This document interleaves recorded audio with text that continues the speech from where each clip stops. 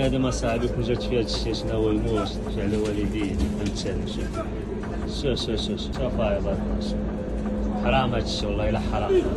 مسلمي شو ما تعملوا فينا هادشي هذا؟ شو ما عايد عليكم اليوم احنا مصورين كتعملوا فينا هادشي هذا؟ عايد عليكم. بالفيديو شاهد لحظة اعتداء جماهير اتحاد الجزائر، لحظة وصول لاعبي نهضة بركان المغربي إلى الجزائر واعترضوا حافلة نهضة بركان المتجهة إلى الفندق بالحجارة، ورئيس الفيفا يدخل على الخط. شاهد ماذا حصل. ولكن قبل أن نبدأ، لو كنت تحب وتدعم نهضة بركان يرجى الإعجاب بهذا الفيديو، ولا تنسى أن تعطر فمك بذكر الله والصلاة والسلام على رسولنا الكريم.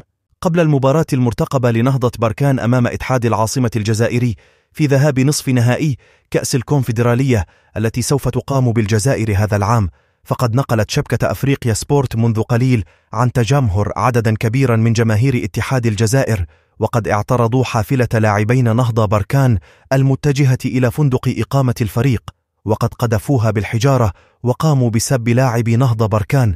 فقد نقلت بعض المصادر أن هناك أكثر من 5 لاعبين من نهضة بركان أصيبوا، ومنهم 3 في حالة خطيرة، ومن الممكن أن لا يلحقوا بنصف نهائي الكونفدرالية. فقد دخل على الخط رئيس الفيفا إنفانتينو وأدلى بتصريحات لشبكة أفريقيا سبورت، وقال: هذه هي إفريقيا اللعينة، ولا أعرف سببا واحدا لجماهير اتحاد الجزائر لكي يعتدوا على حافلة لاعبي نهضة بركان، وعلى اعتداء السلطات الجزائرية على أحد الطاقم التقني لنهضة بركان من أجل مصادرة قمصان نهضة بركان التي تحتوي على خريطة المملكة المغربية.